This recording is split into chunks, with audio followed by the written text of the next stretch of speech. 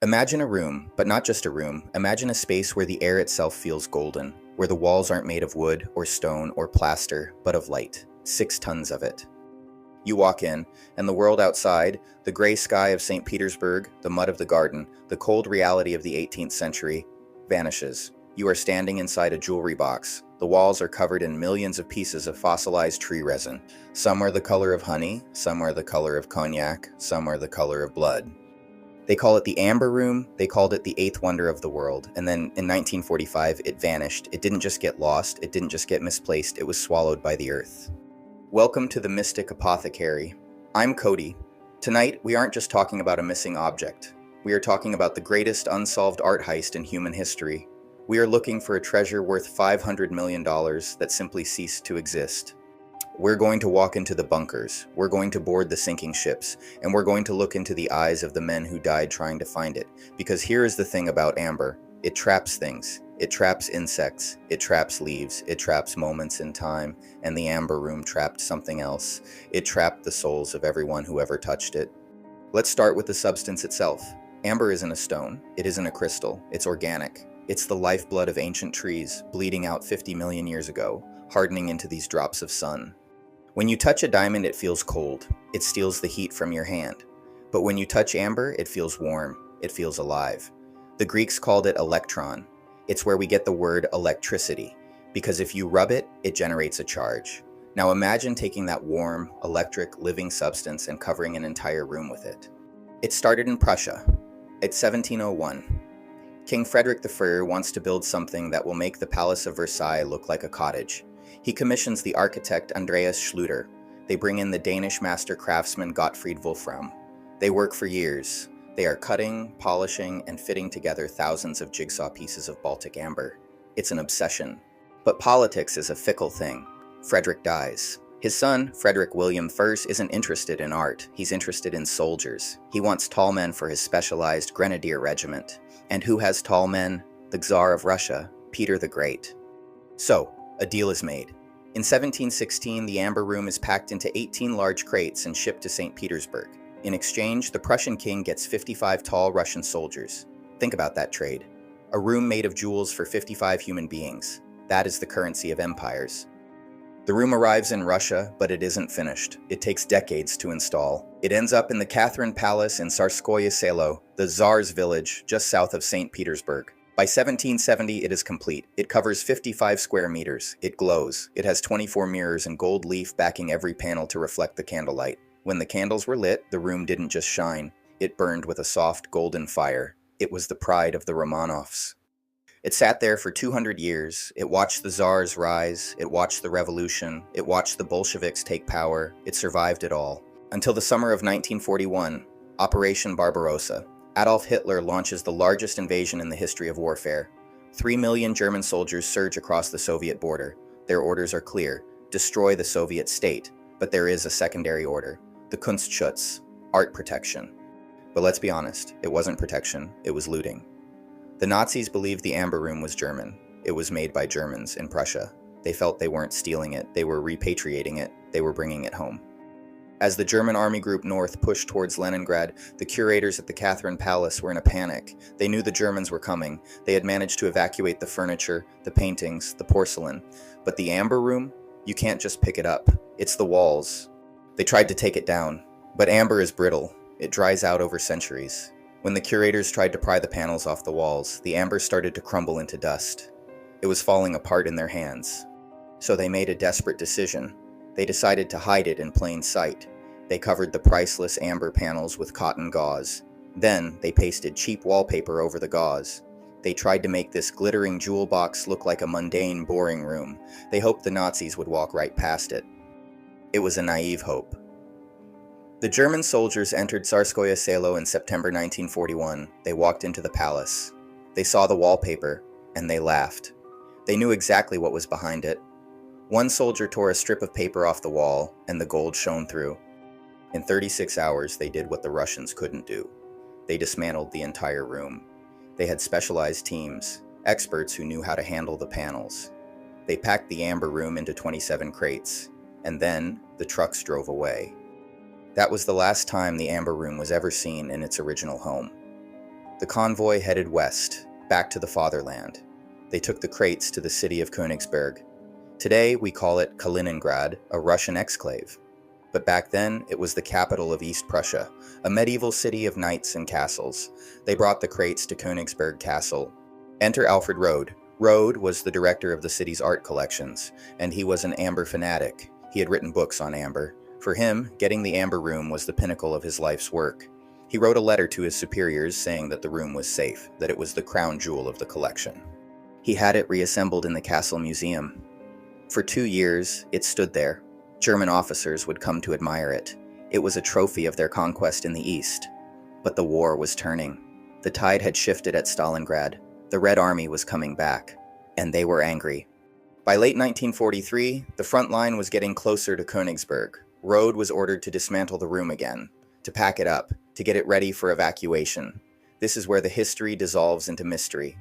We know the room was packed into crates. We know those crates were stored in the cellars of Königsberg Castle. Then came the fire. August 1944. The British Royal Air Force launches 2 massive bombing raids on Königsberg.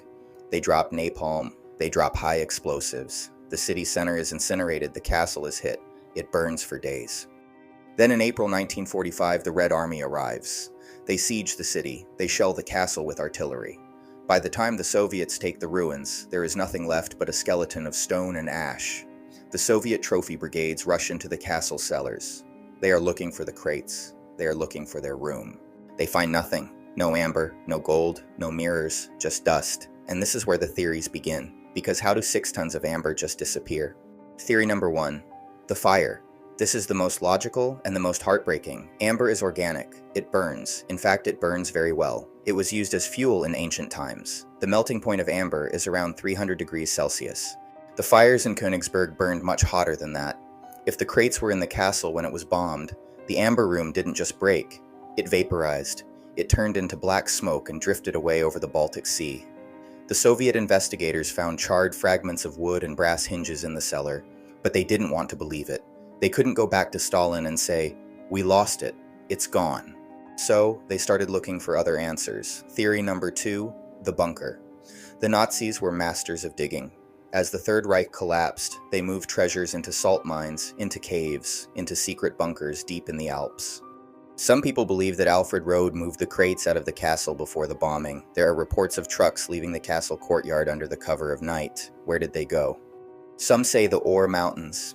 Some say the intricate tunnel systems under the city of Königsberg itself. In recent years, researchers used ground-penetrating radar on a bunker complex in Poland called Mamerki. They found a hidden room. The world held its breath. They drilled a hole. They lowered a camera. It was empty. Theory number 3, the ship, the Wilhelm Gustloff, the Steuben, the Goya.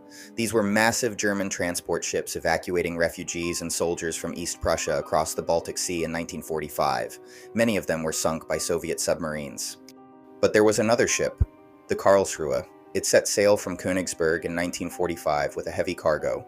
It was sunk by Soviet planes. In 2020, divers found the wreck of the Karlsruhe. It's sitting on the bottom of the Baltic, north of Poland. And in the hold, they found military vehicles, and they found crates, sealed crates. Could the amber room be sitting at the bottom of the ocean? If it is, it's gone. Salt water and amber don't mix well over 80 years. The pressure, the silt, it would be a tragedy. But the crates are still down there. No one has salvaged them yet. But the story gets darker, because you can't talk about the amber room without talking about the curse. It seems that everyone who gets too close to finding the room ends up dead. Let's go back to Alfred Rohde, the man who loved the amber more than anything. When the Soviets took Königsberg, they found Rohde. He was still in the city. They interrogated him. They asked him, "Where is the room?" Rohde gave conflicting answers. He said it burned. He said it was moved. He was playing a game. And then suddenly, he and his wife were dead. The official cause was typhus. But when the Soviet investigators went to check the bodies, they were gone. The doctor who signed the death certificates vanished. Did the KGB silence him? Did he escape? Or did the secret die with him? Then there was General Gusev. He was a Russian intelligence officer deeply involved in the search for the room. In the 1990s, he sat down with a journalist. He said, "I know where it is." He hinted at a specific location. A few days later, General Gusev was dead. Car crash, a freak accident, or was it? But the most chilling death is that of Georg Stein. Georg Stein was a former German soldier. After the war, he became a hunter. He spent his life trying to track down the Amber Room. He spent his family fortune. He traveled all over Germany, interviewing old soldiers, digging in archives. He was getting close. He told friends he had found the definitive proof of where the crates were hidden. In 1987, Georg Stein's body was found in a forest in Bavaria. He was naked. His stomach had been sliced open with a scalpel. The police ruled it a suicide. Let that sink in. A suicide. Naked in a forest, disemboweling yourself with a surgical blade. It doesn't make sense, unless of course someone wanted to know what he knew, or someone wanted to make sure he never spoke again. Ivan Sautov, the director of the Catherine Palace Museum, once said, "The people who have concealed the Amber Room may be members of a closed circle, and anyone who comes too close to this circle will die." Is there a conspiracy? Is there a secret order of guardians watching over a rotting pile of amber in a Bavarian mine? Or are these just the stories we tell ourselves because we can't accept the boring truth? The boring truth that fire burns, that war destroys, that beautiful things are fragile. In 1997, a tiny piece of the puzzle surfaced. A single mosaic panel. One of the 4 Florentine mosaics that were part of the room's decoration. It turned up in Bremen, Germany. The son of a former Wehrmacht soldier was trying to sell it. The police seized it. It was real. It was from the Amber Room. But the story was underwhelming. The soldier hadn't been part of a grand conspiracy. He had just stolen a souvenir. He had pried one panel off the wall during the dismantling in 1941 and taken it home in his rucksack. It was the only piece ever found. And what does that tell us? It tells us that the room was dismantled. It tells us the pieces were separate, but it doesn't tell us where the rest of them went. Russia eventually got tired of waiting. They realized the original was likely gone forever. So in 1979, they decided to do the impossible. They decided to build it again. But they had a problem. They didn't have the blueprints. They only had black and white photographs of the original room. How do you recreate color from a black and white photo?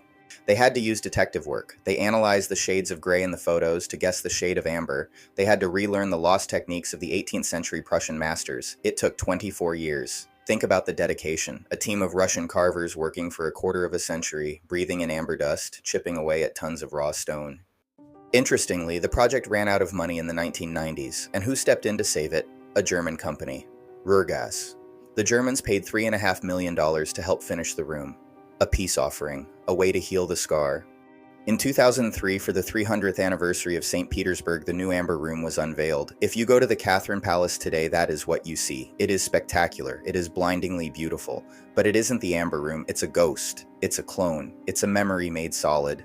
The original panels, the ones touched by Peter the Great, the ones that reflected the faces of Nazi looters, the ones that Georg Stein died for, are still out there. Or maybe they aren't. Maybe they are ash. Maybe they are dust in the soil of Kaliningrad. There's a concept in Japanese philosophy called wabi-sabi. It finds beauty and imperfection in impermanence. It accepts that nothing lasts. The Amber Room is the ultimate test of that philosophy. Can we accept that it's gone? The human mind hates a vacuum. We hate unsolved mysteries. We want the crates to be in the bunker. We want the happy ending where the doors open and the gold shines in the flashlight beam. But history is rarely a movie. History is a slaughterhouse. And art is often the first casualty. I want you to think about that the next time you see a piece of amber in a jewelry store. Hold it in your hand. Feel the warmth. You are holding a time capsule. You are holding a piece of history that survived for 50 million years, only to be dug up by a species that seems determined to destroy everything it touches. The Amber Room wasn't just a room, it was a mirror. When the Prussian kings looked at it, they saw power. When the Russian Czars looked at it, they saw empire. When the Nazis looked at it, they saw racial superiority. And when we look for it today, what do we see? We see our own greed. We see our inability to let go. Maybe it's better that it stays lost. Maybe the 8th wonder of the world belongs to the ghosts now. I'm Cody, and this has been the Mystic Apothecary. If you enjoyed this descent into the lost history of the world, leave a like and subscribe. And if you know where the crates are, keep it to yourself. It's safer that way.